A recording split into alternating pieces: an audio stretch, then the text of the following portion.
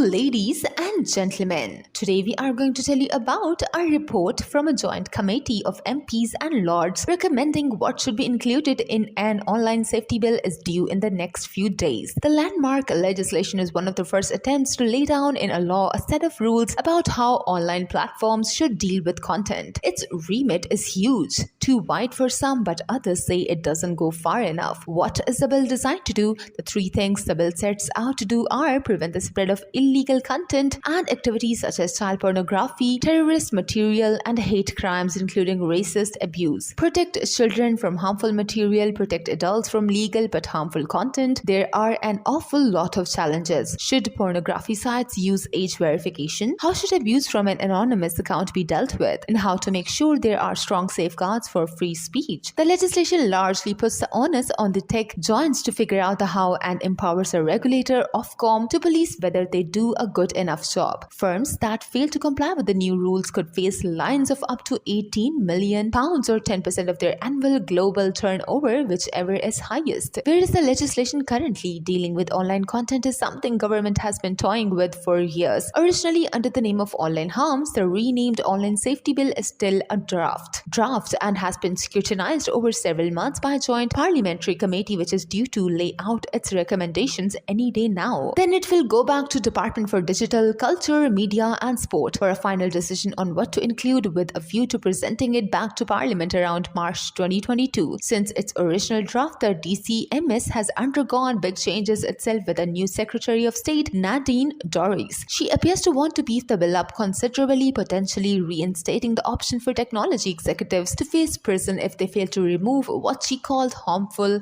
algorithms. And she does not seem keen to give them current 2-year grace period to get their houses in order, telling the joint committee that 6 months is a better timeline. Politicians have increasingly been targeted by trolls, and Ms. Dorries has had personal experience of that, so it may be a priority for her. Who will oversee it? Ofcom is said to get a lot more power. It will be in charge of monitoring whether the tech giants are doing enough to prevent the spread of illegal content such as images of child abuse, terrorist material, and racist abuse. But it will also have to make sure they are doing enough to prevent legal but harmful content, a tricky definition that no one has entirely nailed down. Ofcom Chief Executive Dame Melanie Davis told the Joint Committee that the regulator was ready for its challenging new role but warned that her team may be overwhelmed by complaints when the legislation is introduced. She also conceded that Facebook, Google, and Twitter will deploy teams of lawyers to fight it. Those misgivings, Ofcom is putting a brave face on the challenges ahead. It told the BBC it is gearing up for the task by acquiring new technology and data skills. Tech firms, it said, would need to be much more open with us and their users about how they plan to protect them from harmful content and how they intend to quickly remove illegal posts. What do the tech giants say? The big social media giants have undergone some massive changes since the legislation was announced. Facebook has decided to pursue the metaverse and changed its name, while Twitter has parted ways with founder Jack Dorsey. But their position on the bill so far remains unchanged. They are consciously welcoming but keen to reiterate all the measures they have put into place to protect users and repeat constantly how much money they have spent on platform safety. Monica Bickert, Vice President of Content Policy at Meta, has said that Facebook wants governments to set new rules because businesses like ours should not be making these decisions on our own. In an opinion piece for The Telegraph, she acknowledged that the UK is leading the way. While we won't agree with all the details, we are pleased the online safety bill is moving forward. So if you are looking forward towards more entertaining news, don't forget to subscribe and comment. Thanks for watching.